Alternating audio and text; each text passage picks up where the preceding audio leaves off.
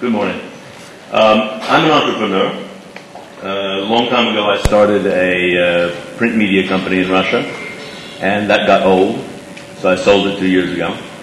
And I started with my team an online media company in Russia 2 years ago.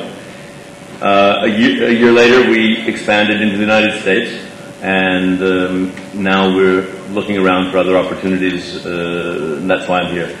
I've been in India now for the last week, and I want to thank all of the people who have been incredibly kind and generous and brought us into their companies and listened to our story and told us theirs. I'm going to, because this is going to be something of a freewheeling talk, I'm going to give a couple of reflections on things that I've seen in trying to create a business in a strange country, and then trying to create a new business in another strange country, the United States. And then I'll tell you a little bit about what social networks are, and then I'll give you a little case study of what we're doing that might interest some of the people we've been talking to here. First of all, I think that it's generally conceded that one goes to conferences to get an idea about what's going on. But I think that you can tell more about a conference by who's attending than by who's talking. And I'll give you two amusing examples of this. First of all, a year and a half ago I was invited to the Google Zeitgeist conference in England, and I thought, oh wow, this is going to be interesting. There are going to be lots of thought leaders, there are going to be lots of interesting people talking about interesting new ideas and interesting new technologies. And there was a little bit of that, but when I looked around myself in the audience, it was all Unilever, Procter & Gamble, Saatchi & and BBDO. We thought that Google was an interesting search engine technology company, but no, it's an advertising agency. Then a year and a half ago, I was invited to, or I went to the well-known now Web 2.0 conference in San Francisco.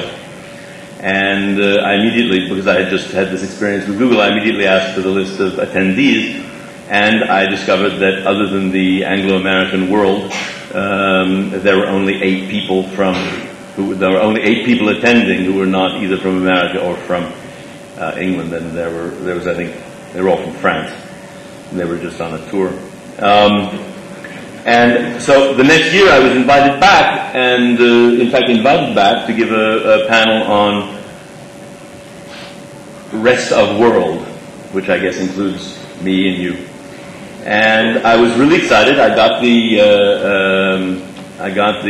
list of attendees, and wow, there was 300% growth. There were 24 people, and at my panel they all came, and no one else. So it seemed to me clear at that point that the great increase in interest in the rest of the world was all coming from the rest of the world and not from Silicon Valley. So look around you. Obviously, it's very important now to be talking about convergence. That's what we're here for. But I think that there's sort of another convergence that is hanging over and perhaps even haunting the convergence that the mobile, online, and TV convergence that we're really here talking about, and that is that the markets, there's the convergence of the markets catching up with the ideas. In a way, what you and I in Russia, and you here perhaps, should not be so concerned about innovation. You should be more concerned at the moment about execution and implementation, because in fact the real innovation, the real new ideas are around the corner, and it's not really something that we can do until we have the advertising media spend, which is going to finance our activities, and the internet penetration and the broadband penetration, which will allow us to present users with the fruits of this innovation, the rich media, all of the new bells and whistles that everyone's promising.